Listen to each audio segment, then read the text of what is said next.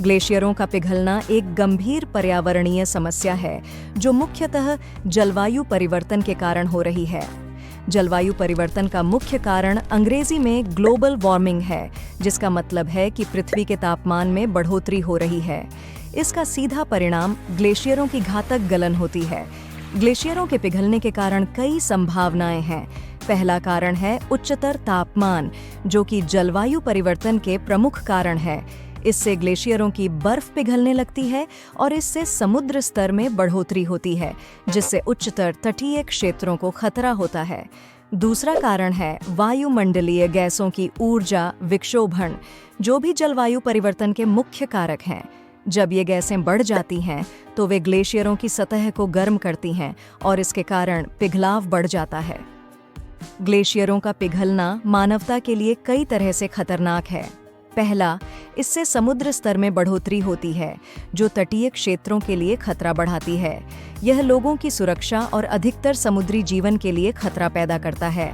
दूसरा, ग्लेशियरों का पिघलना पानी की संभावना में बदलाव लाता है, जिससे किसानों की आजीविका पर प्रभाव पड़ता है और शहरी क्षेत्रों को पानी की कमी का सामना करना पड़ सकता है।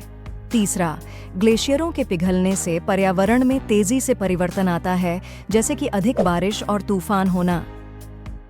सरकारें ग्लेशियरों को पिघलने से रोकने के लिए कई नीतियों और उपायों को लागू करती हैं।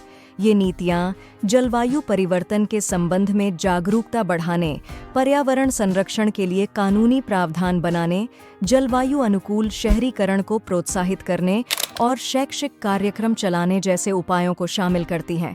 इन नीतियों के तहत सरकारें जलवायु परिवर्तन के प्रभावों को कम करने के लिए ऊर्जा संसाधनों का उपयोग को कम करने के लिए प्रेरित करती हैं और पर्यावरणीय संरक्षण की दिशा में कदम उठाती हैं। इन उपायों के माध्यम से ग्लेशियरों के पिघलने को कम करने का प्रयास किया जाता है, ताकि पृथ्वी के पर्यावरण को सुरक्षित रखा जा सके।